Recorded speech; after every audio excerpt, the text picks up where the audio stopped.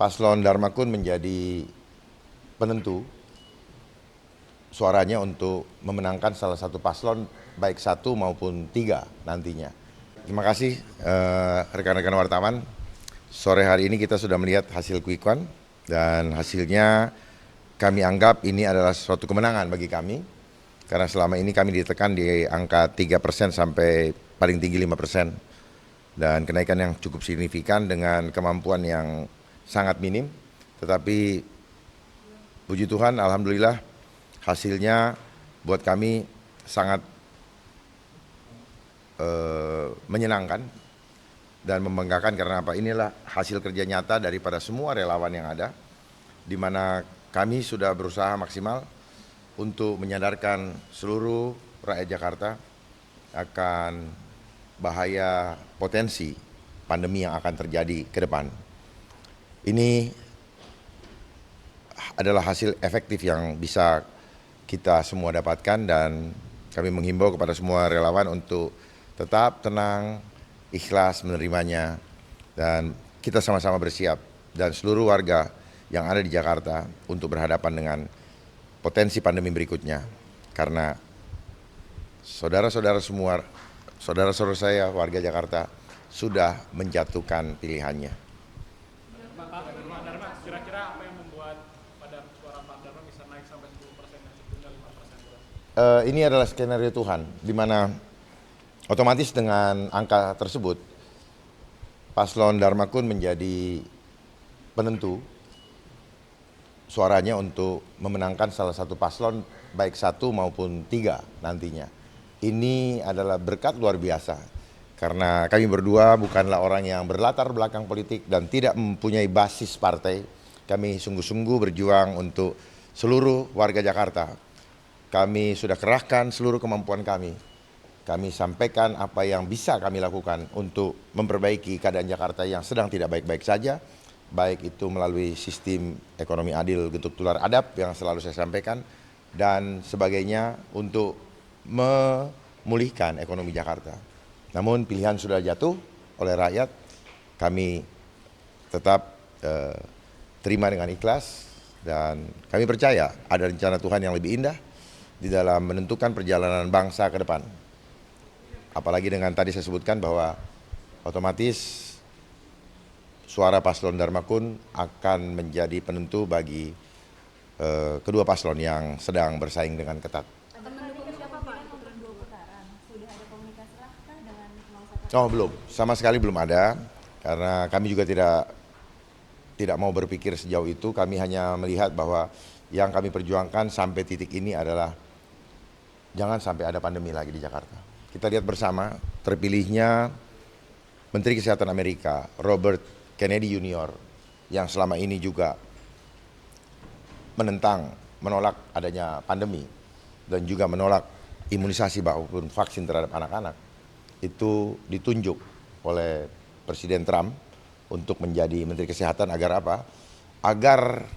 Agar dapat melindungi warga Amerika Serikat dari manipulasi korban daripada marketnya vaksin. Artinya market vaksin di Amerika akan terhambat. Kami berharap di Indonesia pun demikian. Jangan lagi warga Indonesia dijadikan market atau pasar kesuksesan daripada industri farmasi, khususnya vaksin. Akan mendukung siapa Pak kira jika ada putaran kedua, akan mendukung siapa kira? Sangat tergantung daripada arahan Tuhan kepada kami. Kami tidak pernah mau menggunakan hasrat atau otak kami, tapi kami serahkan. Kami harus juga berdoa dulu, meminta petunjuk Tuhan mana yang terbaik. Karena tujuan kami hadir sini bukan untuk kekuasaannya, tetapi lebih kepada bagaimana kami punya kesempatan untuk menyuarakan kebenaran, walaupun hasilnya dianggap kurang memadai. Tapi bagi kami ini adalah peluang besar, kesempatan yang Tuhan berikan kepada kami untuk bisa menyuarakan, dan pastinya akan didengar oleh seluruh rakyat Indonesia, bahkan dunia. Pak, di debat kemarin kan Bapak sempat melontarkan dukungan kepada Pak Pram untuk menjadi presiden. Apakah ini bakal mendukung juga di putaran kedua? Artinya begini, kan lihat dulu temanya apa. Temanya berbicara mengenai kebocoran internet, kebocoran jalur keamanan untuk pengamanan data. Artinya level untuk mengambil kebijakan itu adalah level presiden.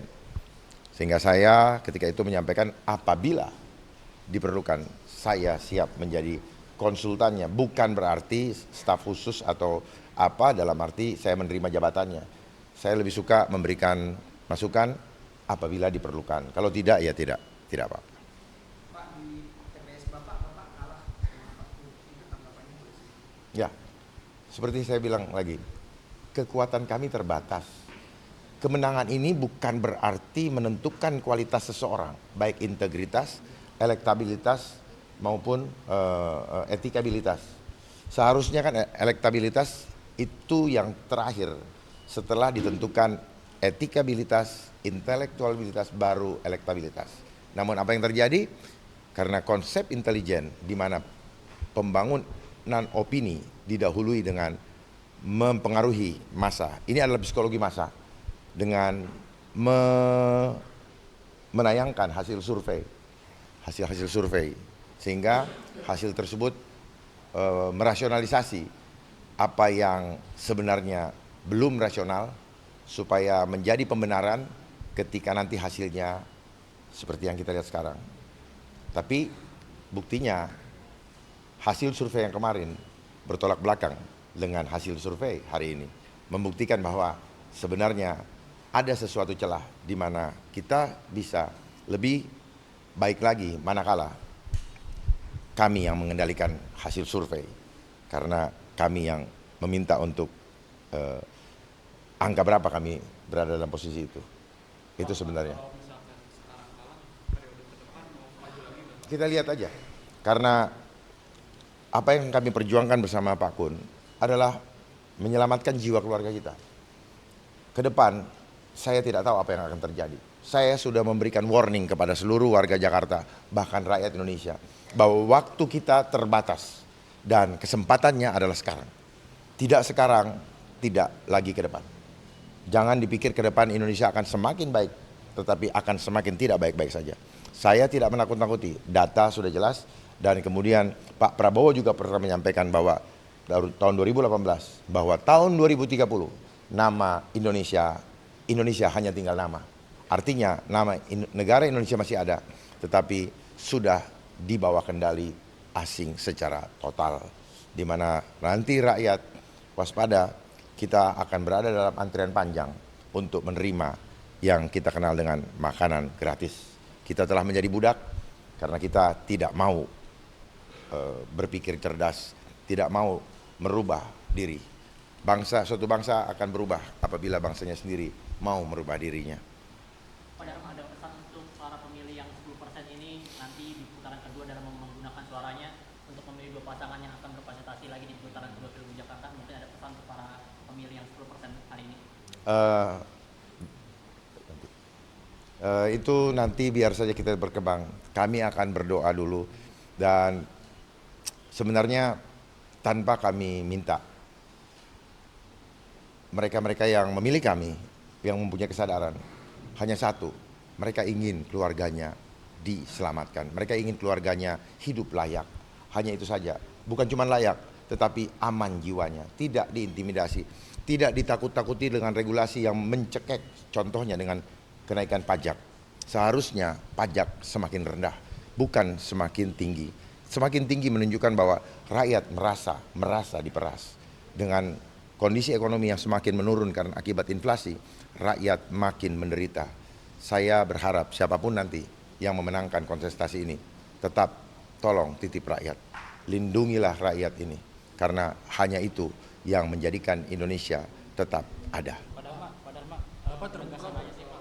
Kalau nanti nomor 1 dan nomor 3 itu ingin mendekati Bapak soal elektabilitas tadi 10% ini, Bapak terbuka nggak untuk pendekatan mereka? Sebagai manusia biasa, kita selalu harus berkomunikasi.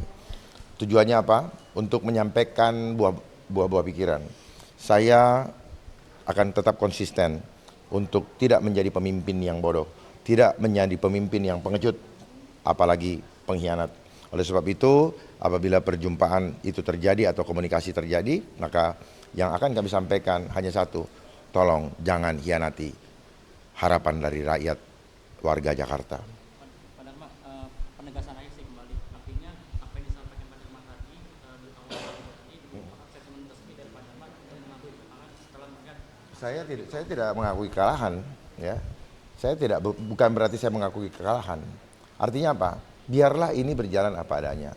Kekalahan itu persepsi, ya. Bagi kami yang pakai bemo, ya, terus melawan yang pakai Lamborghini. Kalau yang Lamborghini bisa 100 meter, kami bisa 25 meter, berarti kami yang menang sebenarnya. Di situ ukurannya. Inilah ukuran bicara keadilan, ya. Kalau seorang anak kecil berantem sama orang tua, lalu dia masih bisa bertahan sekian lama, berarti dialah yang menang. Jadi kemenangan, kami tetap menganggap bahwa ini kemenangan. Kemenangan apa?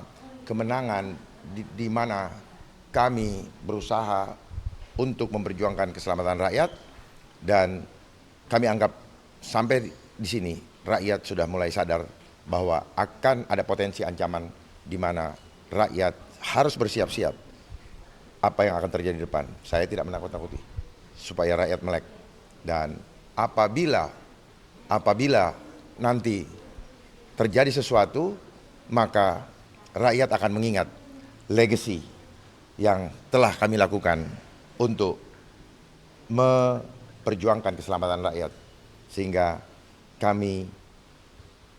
rakyat akan mengatakan betul apa yang disampaikan oleh Pak Dharma dan Pak Kun selama ini. Tolong diingat itu. Ini adalah legacy terakhir kami. Terima kasih. Pak Kun, mungkin ada statement Pak Kun terkait 10% Ya, sebetulnya tadi sudah cukup banyak disampaikan Pak Dharma. Ya, jadi memang kalau dilihat dari anggaran yang sangat terbatas, ya, kita bisa mencapai ini. Ini adalah suatu keberhasilan kalau menurut kami.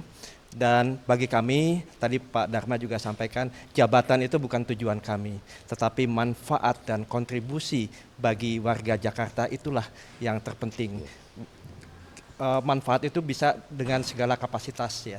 Kita memiliki berbagai peran dan kapasitas. Untuk itu tetap kita perjuangkan warga Jakarta walaupun dengan kapasitas yang lain.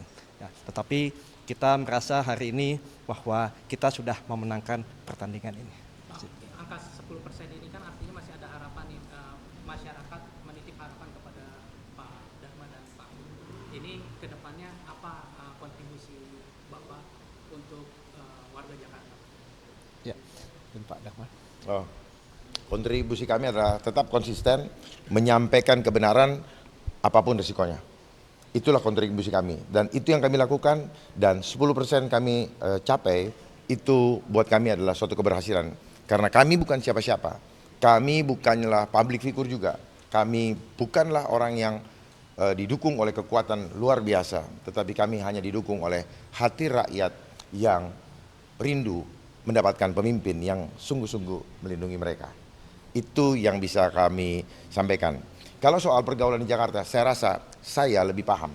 Karena saya dari kecil ada di Jakarta dan pergaulan saya kemana-mana. Hanya masalahnya kami tidak punya kekuatan finansial dan juga kekuatan politik.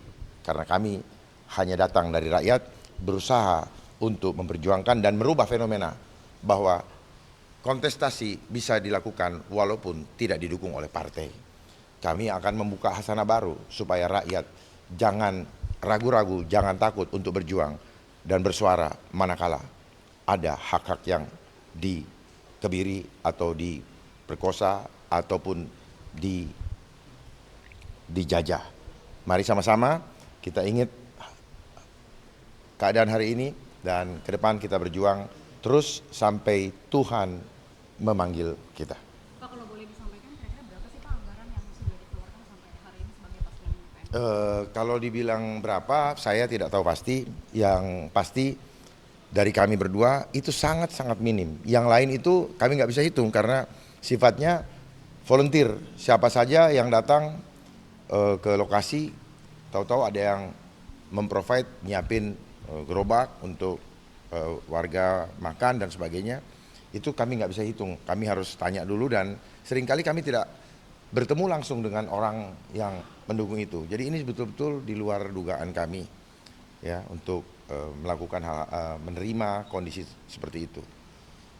Dan kenapa juga kami sudah berusaha untuk memaksimalkan bertemu dengan masyarakat, tetapi 2 bulan waktu yang terlalu singkat untuk bertemu dengan warga dalam masa kampanye di Jakarta yang begitu luas ini.